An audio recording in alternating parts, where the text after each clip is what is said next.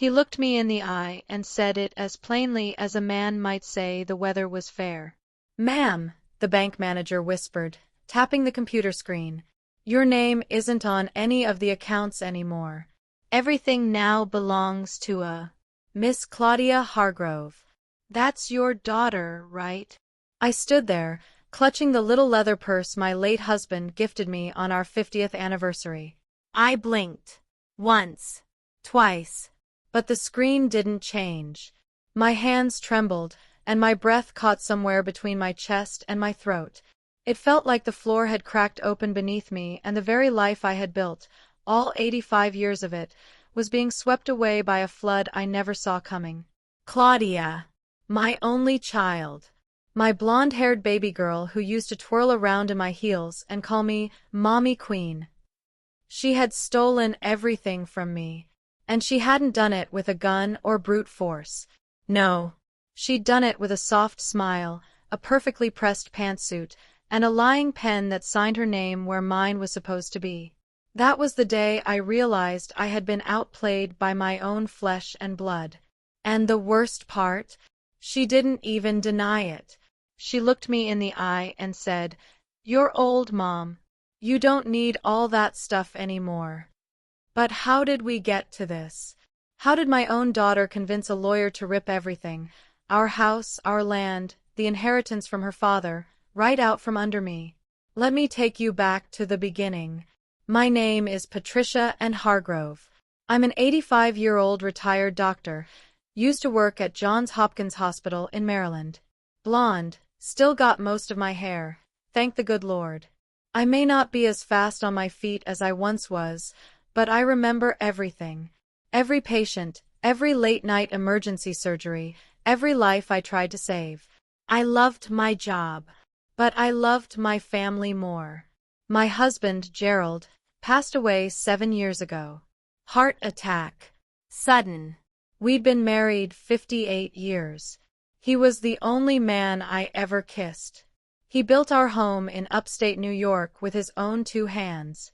We raised Claudia there, just one child. We were older when we had her. Doctors said it was a miracle. And to me, she was. I spoiled that girl. God forgive me, I truly did. Private schools, ballet lessons, summer camps in Maine, college in California, her dream. I paid for every cent. Gerald always warned me. "Patsy," he'd say, "you're too soft on her.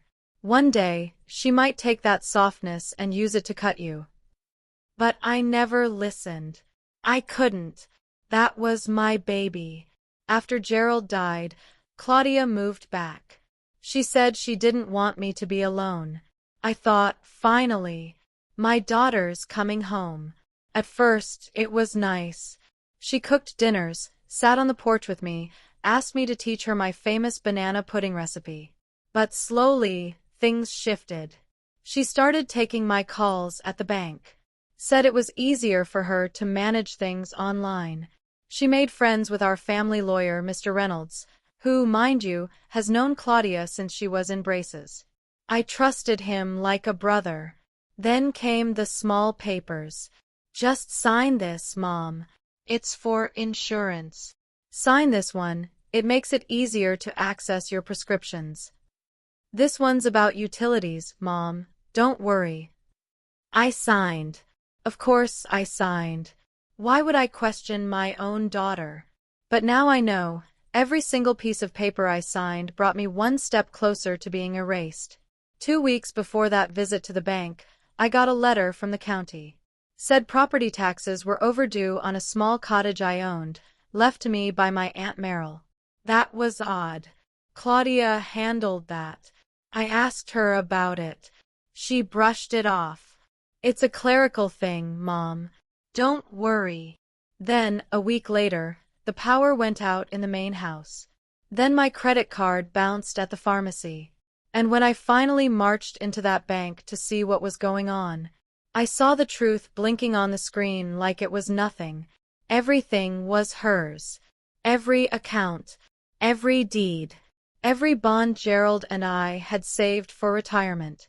Even the house I was living in, technically hers now. And what stung most? Claudia didn't flinch. She sipped her green juice in the living room that night like it was any other Tuesday. "I'm not trying to hurt you, Mom," she said calmly. "But it's time you start thinking about, winding down. Living simpler. Living simpler? I raised her in that house. I stitched curtains for every window. I buried my husband under the oak tree out back. I didn't even have the strength to scream.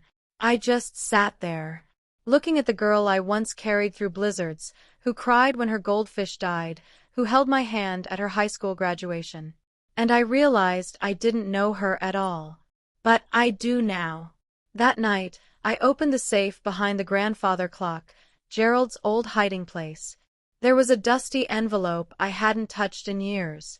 Inside it were the copies Of the real will. the one Gerald wrote before he died. And that's when I knew. Claudia may have the deeds, but I still had the truth, and I was going to use it. I sat at the edge of my bed with that will in my lap, hands shaking, not from age but from fury. The kind of fury that burns deep, low, quiet. Not the kind that screams. The kind that remembers. Gerald had made sure of everything. That man never trusted systems. He used to say, "Pat, paper is what the world respects, not memories." And thank God for that. The original will clearly listed me as the sole beneficiary until my death. After that, half of everything would go to Claudia. The other half. It was to be donated to medical research and a veterans organization Gerald supported since his Navy days. But Claudia had other plans. She didn't want to wait. She rewrote the ending of our family legacy without even blinking. I looked around my room, the antique dresser, the rocking chair Gerald built when Claudia was born, even the lace curtains I hand-stitched 30 years ago. All of it was now technically hers. If she wanted, she could put me out on the porch like a stray cat. And yet, she was sleeping soundly down the hall in her old bedroom, the one with yellow wallpaper and ballet posters, without a trace of guilt. I pressed the will to my chest. "No," I whispered to the shadows. "Not like this." The next morning, I made her breakfast. Just like I always did. Scrambled eggs, bacon, buttermilk biscuits. She came into the kitchen in her silk robe, still scrolling on her phone, acting like nothing had happened. "Morning, Mom," she chirped. "Any chance you paid that electric bill? The power blinked again last night." I smiled. "It's all taken care of, honey." She didn't notice my stare. She never does. Not anymore. After she left to meet the lawyer, I overheard her say something about paperwork finalization on the phone. I got to work. First, I called Mr. Reynolds' office. The secretary, a young woman named Sherry, answered. I told her it was urgent. I needed to speak with him about some inconsistencies in recent legal documents. She hesitated, but then said she'd pass the message. I knew I wouldn't hear back from him. Not directly. So I went to Plan B. There's a woman at church named Eleanor Bloom. She's a retired court clerk, sharp as a tack and loyal as a bloodhound. I asked her once over tea what someone should do if they suspect elder abuse or document forgery. She said, "Get a lawyer who isn't sleeping in the same financial bed as your family." I drove to her house. Eleanor opened the door and took one look at my face before pulling me into a hug. "I knew something was wrong," she said. "I just didn't know it had gone this far." I showed her the will. She scanned it quickly, nodding. "This is airtight, Pat. But if Reynolds helped Claudia overwrite it without your full understanding, or God forbid, faked anything, you've got grounds for a serious case." Then she leaned closer and whispered, "You didn't sign anything recently while on medication, did you?" My breath caught. The pills. Claudia had been giving me those new anxiety pills a few months ago, even though I didn't remember asking for them. Eleanor narrowed her eyes. We need to act fast. Within 2 days, she introduced me to a new attorney, Grant Mallory. Younger than Reynolds, but fierce. The kind of man who looked you in the eye and listened. He reviewed the documents I still had copies of, old wills, power of attorney papers, land deeds, bank authorizations. Something's wrong here, he said flatly. These signatures look digitally imposed. And this notarization? It's not even from New York. My stomach dropped. Digitally imposed? She didn't just steal from me. She fabricated me. Mr. Mallory promised to begin filing a civil complaint immediately, along with a request for a court injunction to freeze all assets until the matter was settled. But it would take time. Weeks, maybe months.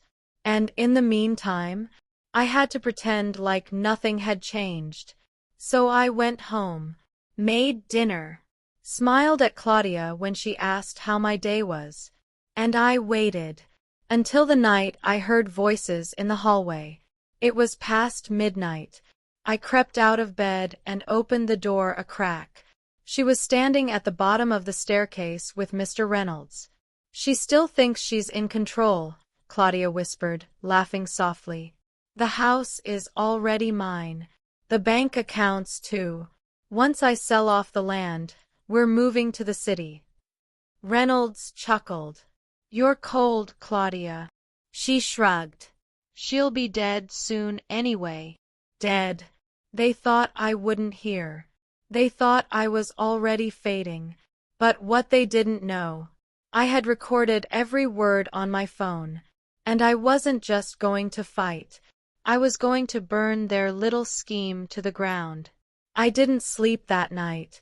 I lay there in the dark, phone still clutched in my hand, the recording echoing in my head like a drumbeat.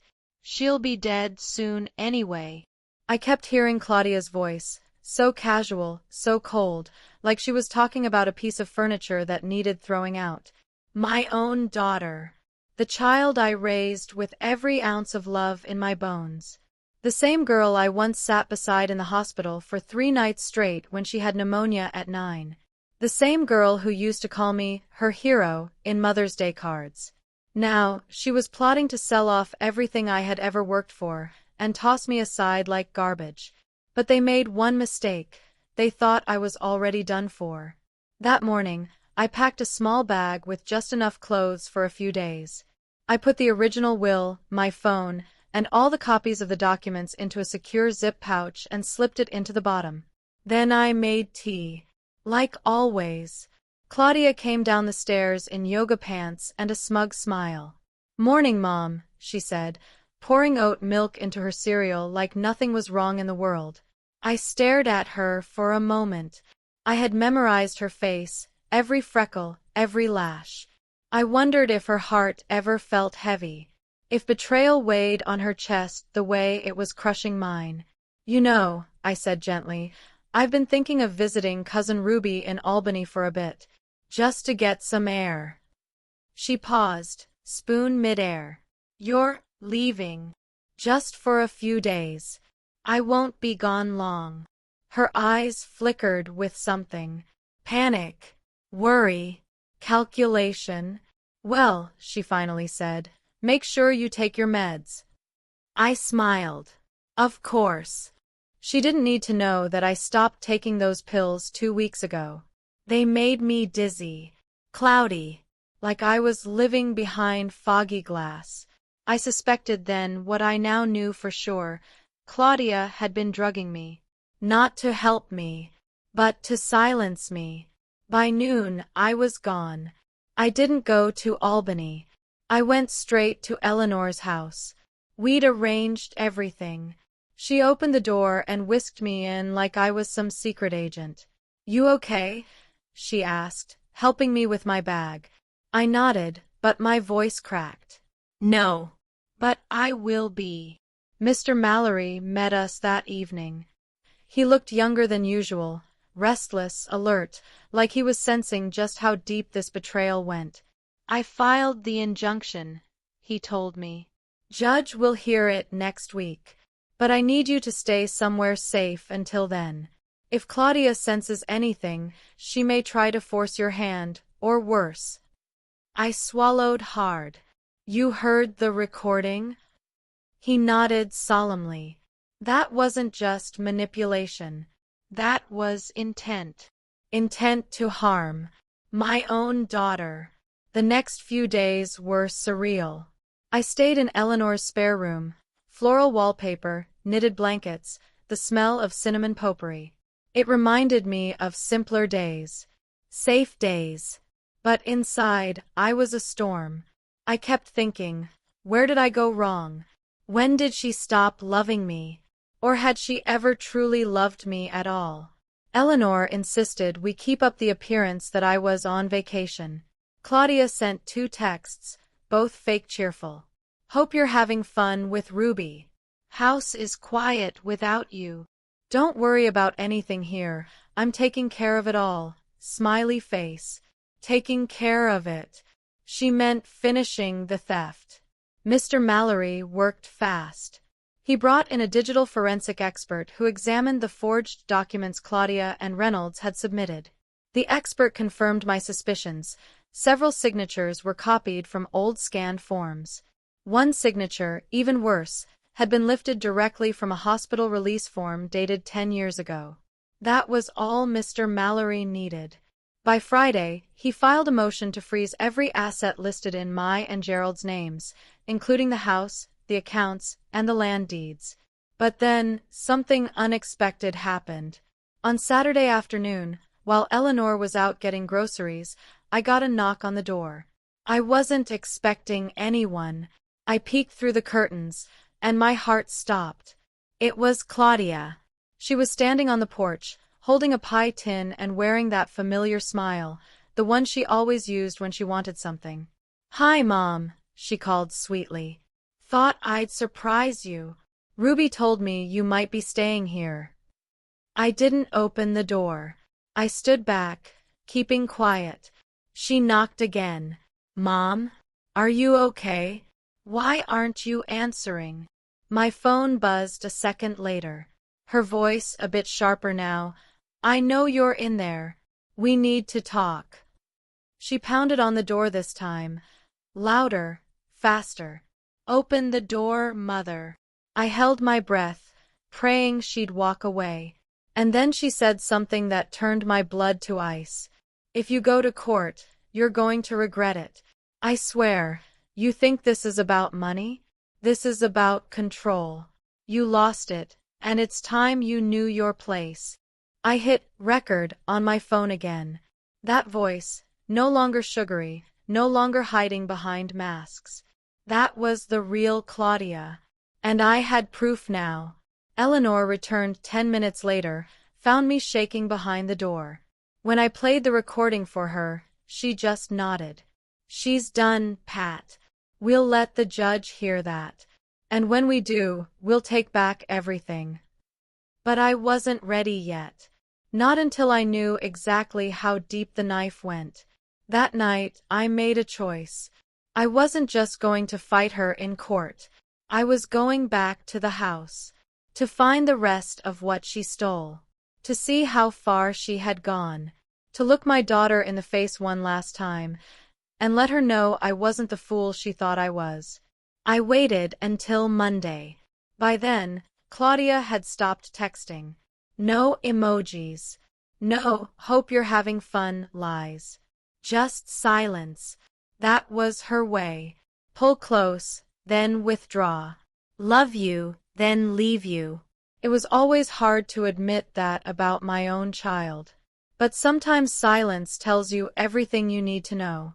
Eleanor drove me to the house just after sunset. We parked 2 blocks away, behind the gas station near Oak Ridge Avenue.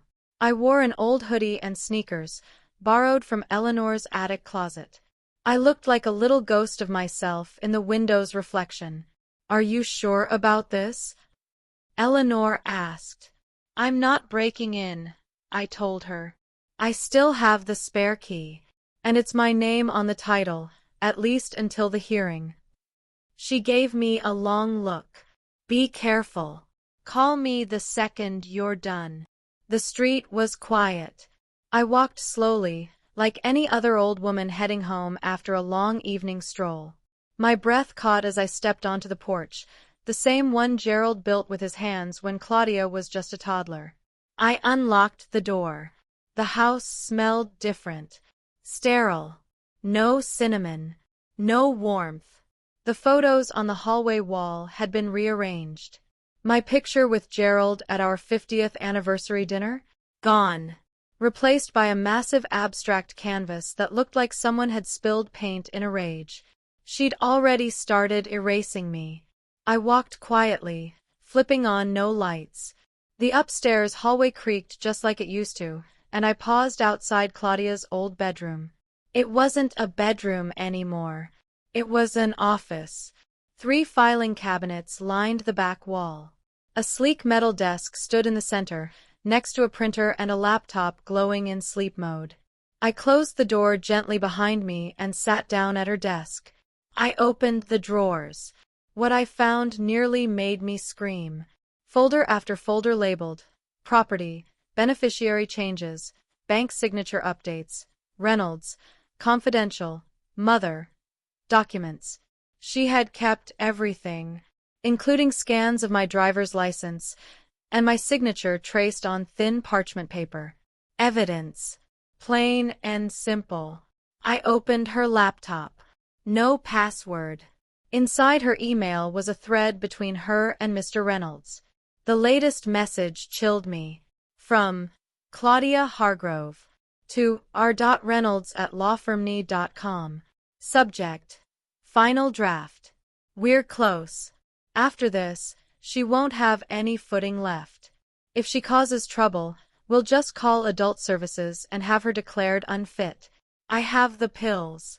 Let's finish this by the end of next week.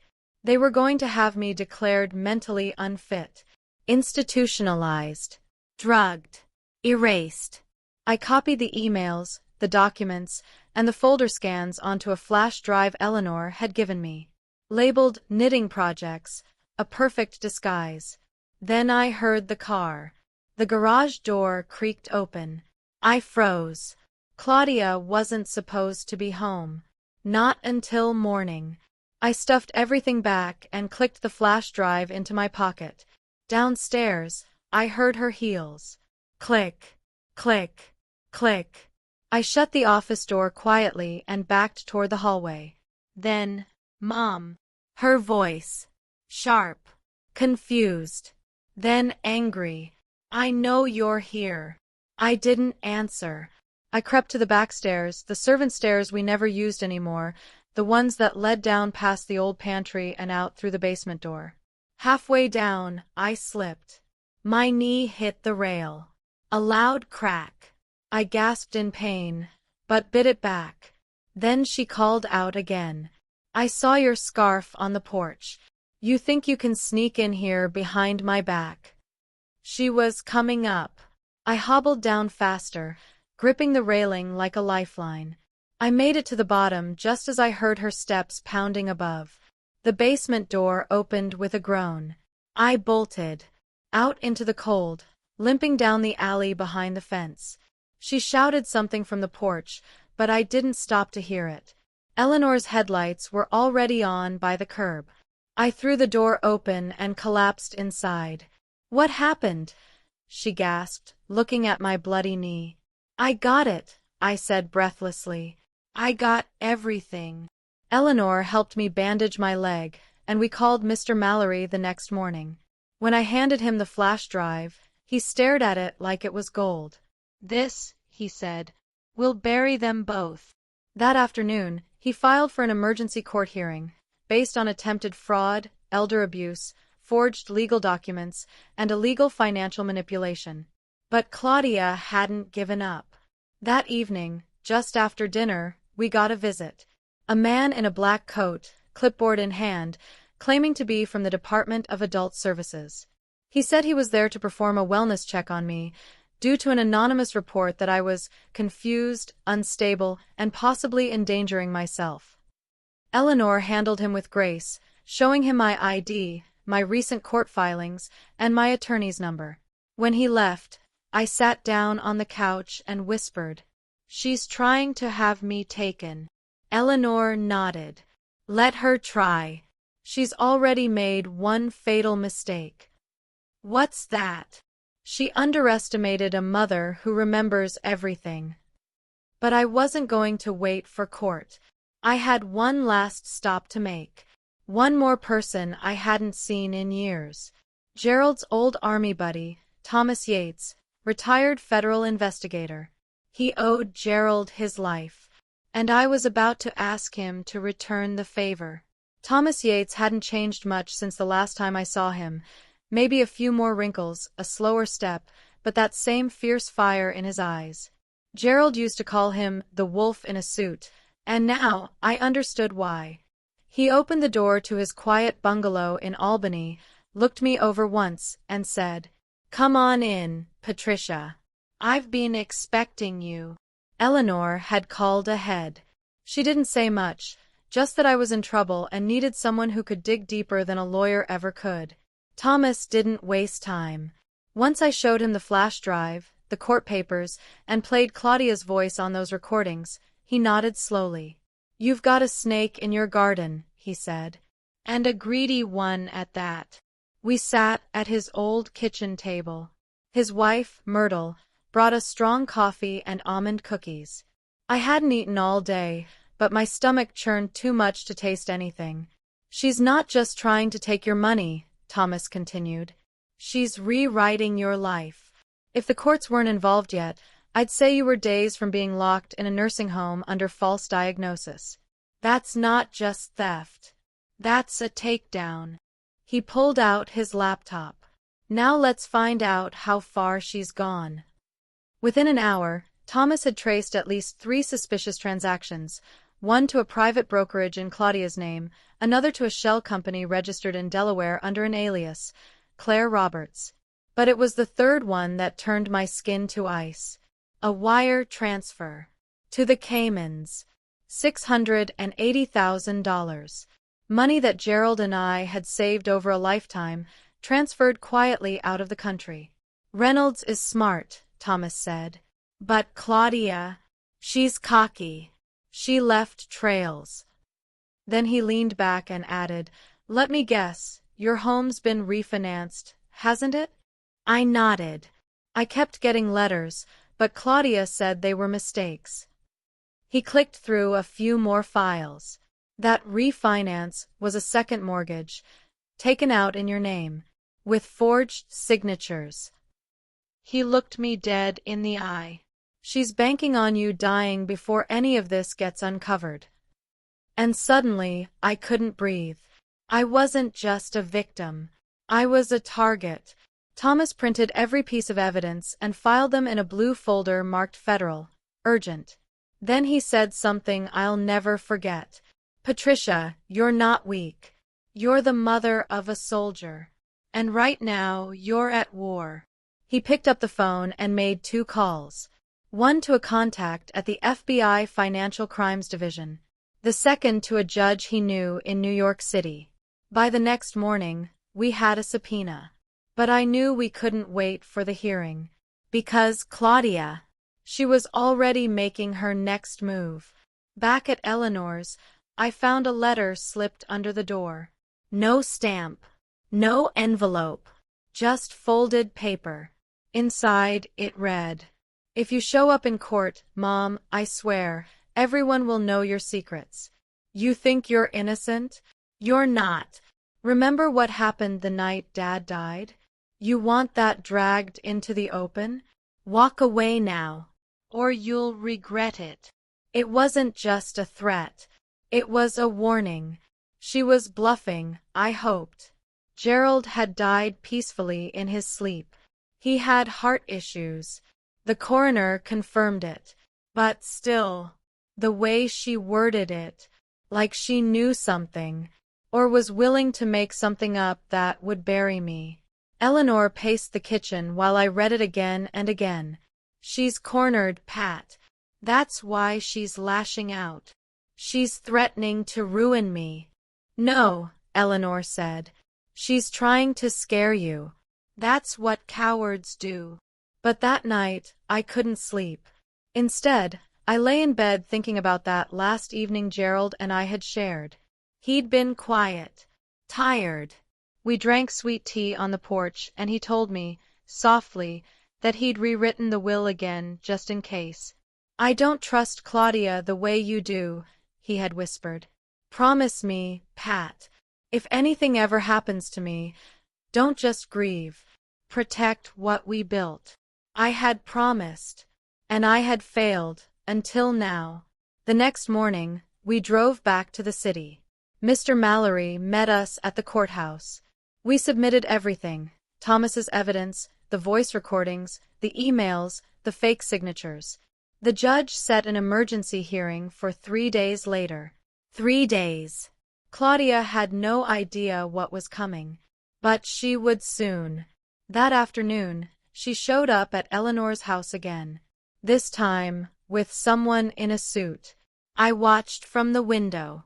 She stood confidently on the porch, holding a clipboard and smiling like she owned the world. Then she rang the bell. Eleanor opened the door only halfway. We have a court order, Claudia said. My mother is mentally unfit. She needs supervised care. You are harboring her against medical advice. Eleanor didn't even blink. Funny, she said. We just filed our court order this morning, with a federal fraud division behind it. Claudia's face went white. The man beside her, clearly just some low-level private investigator, shifted uncomfortably. She's coming home with me, Claudia hissed. Touch her, Eleanor said quietly, and we'll have you arrested for elder abuse before your next breath.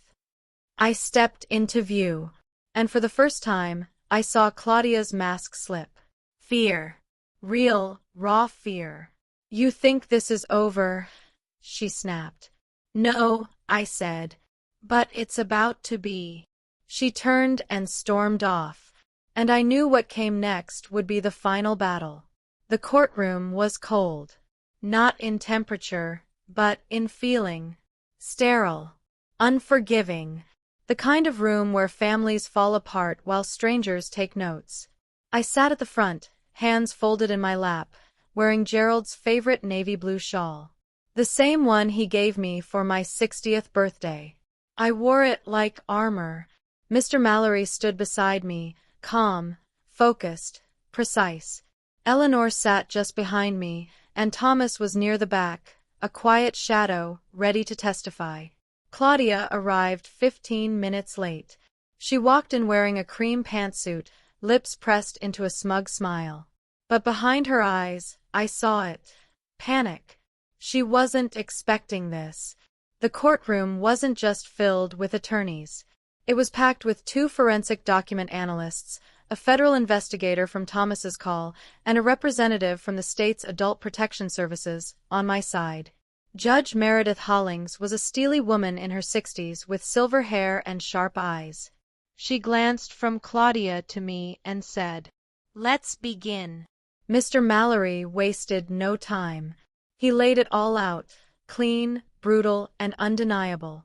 He walked the court through the forged signatures, the illegally notarized deeds, the offshore account under Claire Roberts, and the second mortgage taken out using my stolen identity. Then he played the audio. Claudia's voice filled the courtroom like smoke. She'll be dead soon anyway. Followed by, if you go to court, you're going to regret it. And finally, this isn't about money, it's about control. There was a long silence afterward. The judge broke it with a single question to Claudia. Miss Hargrove, do you deny this is your voice? Claudia opened her mouth. Then I closed it. Then said, I was taken out of context. The courtroom murmured. Reynolds, yes, he showed up, spoke next. Or tried to. He claimed everything was legally reviewed, all signatures valid, all decisions made with my consent. That's when Thomas stood. He wasn't flashy. He didn't yell. He simply handed over a file stamped with FBI review and said, These transactions were flagged under suspicion of elder coercion. We believe this is part of a growing trend where family members manipulate legal systems to drain aging relatives of assets. Mrs. Hargrove's case is only one example. Then Eleanor testified. She told them how I came to her bruised, confused, nearly robbed blind. She recounted the threats, the forged papers, the visit from Claudia with a stranger claiming I was mentally unfit. And then it was my turn. I stood slowly, knees aching, but heart stronger than it had been in months. I was a doctor for 40 years, I said, looking directly at Claudia. I helped strangers live when they had no one, but when I needed care, when I needed family, my own daughter planned to have me drugged and committed just so she could sell my home. My voice trembled, but not from fear. From pain. I am not senile. I am not unstable. I am not unfit. I am a mother who trusted too much, and I refuse to be buried while I'm still breathing. Claudia didn't look at me. She stared straight ahead, jaw clenched, fingers trembling as she gripped the edge of her seat. This isn't about money, it's about control. There was a long silence afterward. The judge broke it with a single question to Claudia. Miss Hargrove, do you deny this is your voice? Claudia opened her mouth. Then I closed it. Then said, I was taken out of context. The courtroom murmured. Reynolds, yes, he showed up, spoke next. Or tried to. He claimed everything was legally reviewed, all signatures valid, all decisions made with my consent. That's when Thomas stood. He wasn't flashy. He didn't yell. He simply handed over a file stamped with FBI review and said, these transactions were flagged under suspicion of elder coercion. We believe this is part of a growing trend where family members manipulate legal systems to drain aging relatives of assets. Mrs. Hargrove's case is only one example. Then Eleanor testified. She told them how I came to her bruised, confused, nearly robbed blind. She recounted the threats, the forged papers, the visit from Claudia with a stranger claiming I was mentally unfit. And then it was my turn. I stood slowly, knees aching, but heart stronger than it had been in months. I was a doctor for 40 years, I said, looking directly at Claudia. I helped strangers live when they had no one, but when I needed care, when I needed family, my own daughter planned to have me drugged and committed just so she could sell my home. My voice trembled, but not from fear. From pain. I am not senile. I am not unstable. I am not unfit. I am a mother who trusted too much, and I refuse to be buried while I'm still breathing. Claudia didn't look at me. She stared straight ahead, jaw clenched, fingers trembling as she gripped the edge of her seat. Judge Hollings recessed for 30 minutes. When she returned, she didn't waste time. This court finds substantial evidence of document fraud, financial abuse, and attempted coercion. I hereby reverse all asset transfers under question, freeze the defendant's accounts, and recommend that Miss Claudia Hargrove and Mr. Reynolds be investigated for criminal charges. Furthermore, I grant full restoration of ownership to Mrs. Patricia Hargrove, effective immediately. There was no applause, just silence, and for the first time in weeks, I felt safe. But it wasn't over. As I gathered my things, Claudia brushed past me. She didn't speak, but as she passed, she hissed, "This isn't the end." I turned slowly. "Oh, but it is. Because I'm done pretending I don't see you for what you are." She stormed out. Reynolds followed, shoulders slumped. Eleanor came to my side and slipped her arm around mine. "You did it, Pat." But I couldn't smile yet, because when we returned home, I found something that froze my blood. My garden, the one Gerald and I planted together, was torn up, ripped apart. My rose bushes, my daisies, even the white lilies I had grown from his funeral, gone. In their place, a wooden stake in the dirt. On it, a single word carved in red. Next time, no court. Claudia wasn't finished. She had nothing left to lose. I stood frozen, the wind brushing past my cheeks, stinging like shame. The stake jutted from the dirt like a curse, crude and deliberate. The word next time, no court, wasn't just a threat. It was a promise. Eleanor stepped beside me, her mouth falling open when she saw the garden. She didn't speak for several seconds, then quietly said, "She's unhinged. No more masks. No more veiled lies or fake smiles."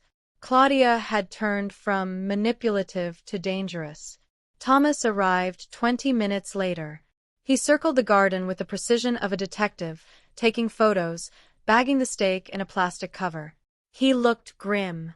This wasn't just vandalism. It's intimidation. She's trying to scare you back into silence. Well, I said, voice low, she's too late for that. We filed a police report immediately. But deep down, I knew Claudia wouldn't stop because of a police form. The garden had been my last sanctuary. She destroyed it because it still held love. Because she couldn't touch Gerald, she struck what reminded me of him. But she'd made a mistake. She thought fear still had a place in me. It didn't. The next morning, I went back to court, not to fight for my assets, but to file for a restraining order. Mr. Mallory filed it under the category of elderly protection with attached evidence, the voicemail threats, the forged signatures, and now the malicious destruction of personal property. The judge signed it. Effective immediately. Claudia was legally forbidden to come within 300 feet of me or the house. That same afternoon, Mr. Mallory made sure her accounts were frozen. Every cent she had funneled through the family name, seized under investigation. Even the brokerage she opened under the alias Claire Roberts was shut down. Still, I didn't rest. Something told me Claudia wasn't done. I had this sick feeling in my gut, like a mother knows when her child is hiding something. And then it came. That night, while Eleanor and I sat in the den watching an old Western movie, my phone buzzed. A private number. I let it go to voicemail. 30 seconds later, another message appeared. I played it on speaker. Claudia's voice, this time calm, almost cheerful. "Hey, Mom. Just wanted you to know, I've found another way. You can freeze my accounts. Fine. You can take the house. Whatever. But you forgot one thing. You still have that insurance policy. Dad's old life plan. It's in your name, but I'm the only listed emergency contact." Eleanor and I looked at each other. And accidents happen, Mom. Fires. Falls. Medication mistakes. One day you won't wake up. And no one will question it. You're 85. People die. It's just nature. So enjoy your little victory. While it lasts. The message ended with a soft chuckle. I didn't move. Didn't speak. But inside, something broke. No. Not broke. Changed. I turned to Eleanor. She's going to try to kill me. She didn't even try to deny it. Yes. And if we don't do something now, she might succeed. We called Thomas, who arrived within the hour. "This is a full threat," he said after hearing the message. "It's time to escalate." The next morning, Thomas walked me through filing an emergency protection order at the federal level. His contact in the FBI, Agent Dawes, was brought in directly. Dawes reviewed the recordings, the financial trail, and the attempted coercion of adult services. He only said 5 words, "We're issuing a warrant today." Claudia's name would be placed on the national database. She wasn't just a disgraced daughter now. She was a criminal suspect. But something unexpected happened later that afternoon. A woman showed up at my front door. Mid-40s. Brown bob haircut. Nervous hands. She introduced herself as Linda Miles, a former assistant to Mr. Reynolds. May I speak to you privately, Mrs. Hargrove? She asked. It's about your daughter and Reynolds. We let her in. Her hands shook as she sipped water. She looked between us and said, They planned this for years. Claudia started grooming Reynolds back when she was in college. I thought it was a mentorship, but they were closer than anyone knew. I found letters, personal notes. Claudia promised him a percentage of everything she inherited. Eleanor leaned forward. You mean he was in on it from the start?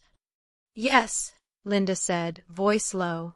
They planned to isolate you. Slowly. Make you appear forgetful. Then file medical reports, false ones. I saw drafts of them. They were going to have you declared mentally incompetent by next month. I sat back. A trap. Laid years ago. I remembered every moment Claudia offered to help with my medications, every time she reminded me I had forgotten something, every gentle push to rest while she handled things. They had been training me to doubt myself, and I had almost fallen for it. Why are you telling me this? I asked. Linda hesitated. Because I lost my own mother last year, and I was too late to help her. I can't watch it happen again. She handed me a USB drive. These are the files. All of them. Emails. Plans. Copies of the fake evaluations. Then she looked me in the eye. She doesn't just want your money. She wants your death to look like an accident. If you don't act now, she'll find another way. Eleanor tightened her grip on my hand. Thomas stood. We've got enough to press formal charges and have her arrested before the week is over.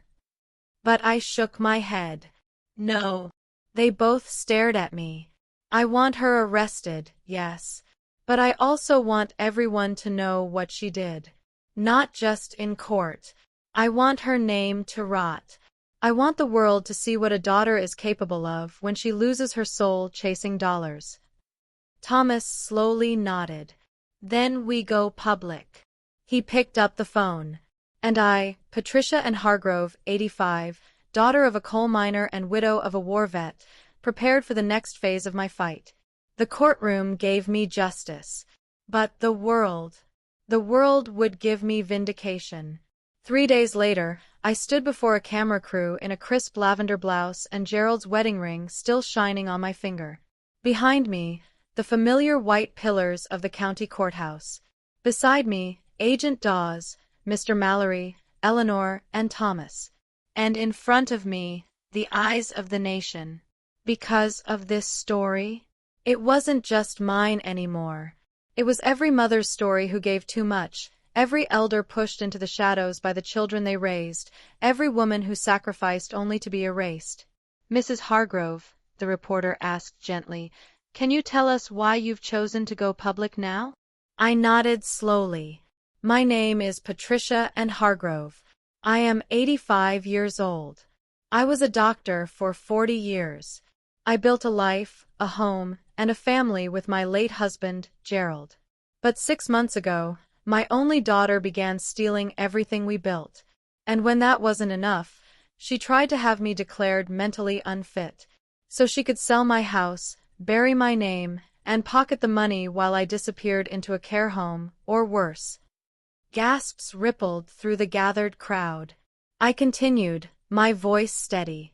She told me I was old, that I didn't need things anymore. But I do need something. Dignity, peace, and the truth.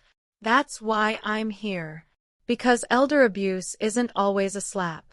Sometimes, it's a signature. A smile. A forged form. A friendly lawyer who turns out to be a thief. I held up the USB. This little thing? It holds her plan. Her crimes. Her cruelty. But it also holds my freedom. Because I woke up, and I fought back. Camera shutters clicked like rain. Later that night, the segment aired on national TV. They played Claudia's voicemail in full. They read parts of her emails aloud. They shared photos of my torn-up garden, the fake diagnoses, the forged mortgage. And for the first time in her life, Claudia had no control over the narrative.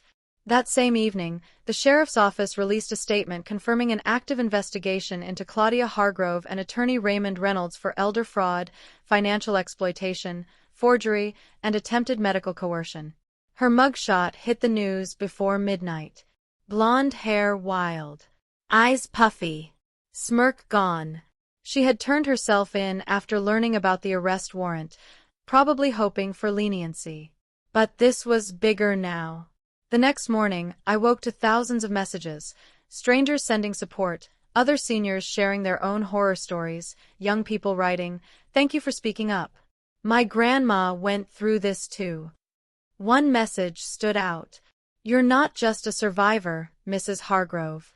You're a mirror for all of us who ignored what our parents were silently suffering.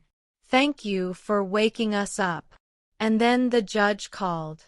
The federal case would go forward. Reynolds had been disbarred. And Claudia? She was charged with 6 counts of felony fraud and 1 count of attempted elder abuse through coercion. But I didn't feel relieved. Not yet. Because even after everything, part of me still grieved. Not for the money. Not even for the garden. But for her. For the daughter I once knew. The baby I swaddled in that blue hospital blanket. The girl who used to slip notes under my pillow saying, "You're the best mom in the world." Where had that child gone? I visited her once. At the county jail. Eleanor and Thomas both warned me. But I needed to look her in the eye one last time. She came in wearing orange, chained at the wrist. Her hair was messy. Her expression is unreadable. We sat across from each other. Thick glass between us. She picked up the phone first. "Why are you here?" I looked at her, long and deep. Then I picked up my phone and said, "To say goodbye." She laughed bitterly. "To me? You should be thanking me. You got your moment on TV. You're famous now." I leaned forward, lowering my voice. "You stole everything. You lied. You planned my death." She rolled her eyes. "You never knew how to let go. That's your problem. You always thought your little family legacy mattered." "It did," I said. "Because I built it with love. You tried to take it with greed." She stared at me. "I didn't come here for forgiveness, Claudia," I said. "I came here to let go. Of you. Of the pain. Of everything." She didn't answer. I hung up the phone, walked out, and never looked back. Today, the house is quiet again. Peaceful. The roses are growing back. Eleanor and I planted new ones. Red and yellow. Just like before. Thomas still stops by with his grandkids. We drink coffee. Talk about small things. And some nights, I sit on the porch with Gerald's photo beside me. The wind whispers through the trees. And I smile. Because I didn't just survive. I stood up. For myself. For every forgotten elder. And for every soul who still thinks they're too old to fight. If this story touched your heart, reminded you of the strength buried deep inside quiet souls, or made you look at your loved ones a little differently, please like, comment, and subscribe. Your story matters too. It had been 4 months since Claudia's arrest when the trial date was finally announced. By then, the story had reached corners of the internet I'd never imagined. People I'd never met were calling me Grandma Pat the Fighter. News anchors, podcasts, even high school civics classes used my case to talk about elder rights and legal protection. But me, I just wanted peace. The state prosecutors had built a strong case, thanks to Linda's files, Thomas's testimony, and the paper trail left by Claudia and Reynolds.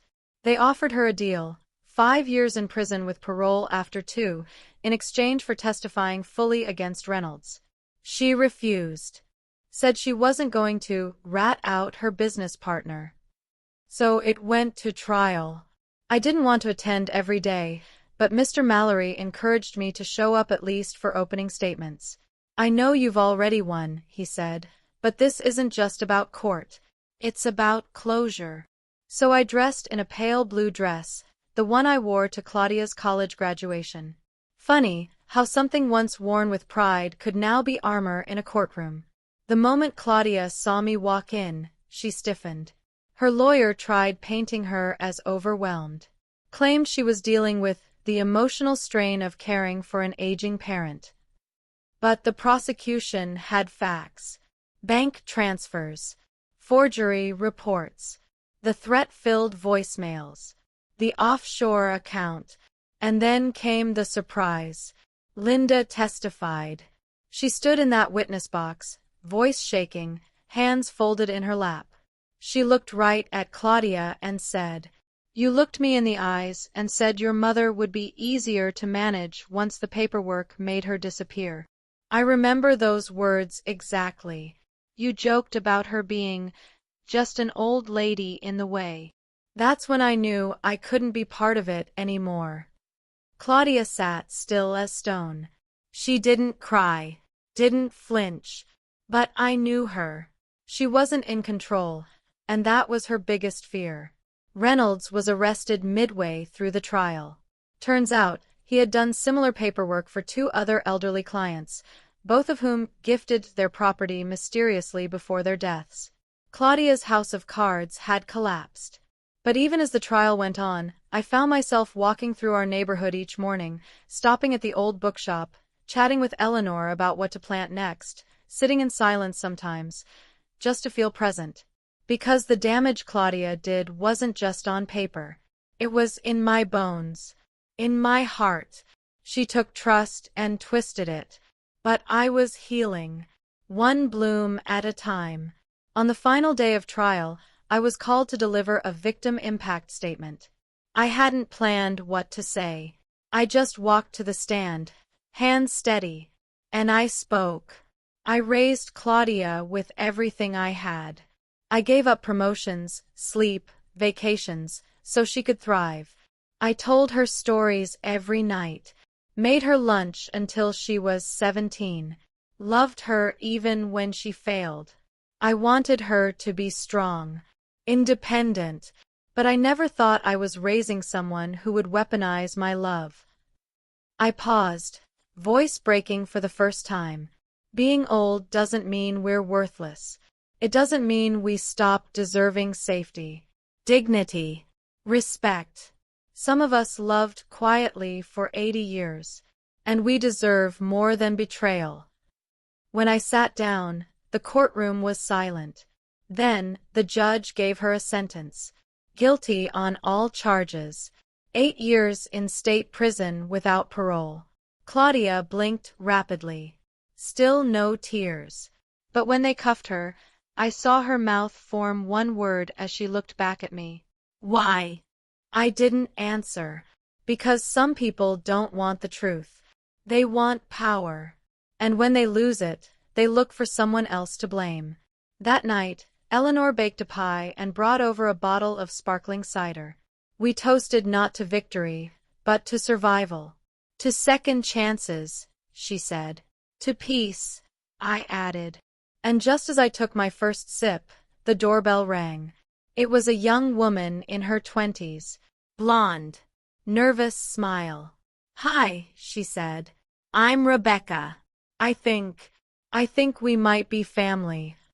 I froze. "Excuse me. I'm your granddaughter." My knees buckled slightly. "What did you say?" She pulled out a letter. Old. Yellowed. My mom, Claudia, had me when she was young. Gave me up. She didn't talk about it. I found this in her old things and I've been trying to find you. I stared at her. Same cheekbones. Same stubborn jaw. Tears filled my eyes before I even realized it. Eleanor stepped behind me, hand on my shoulder. Rebecca smiled, unsure. I wanted to know where I came from. And right there, in the doorway of the home I almost lost, I saw the beginning of something new. A chance.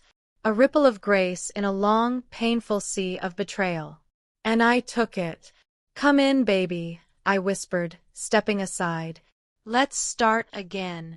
Red Heart, if this story moved you, reminded you of your own family, or showed you the quiet strength of a mother's love, please like, share, and subscribe. Your voice matters, and your story deserves to be heard too. Let's protect the ones who once protected us.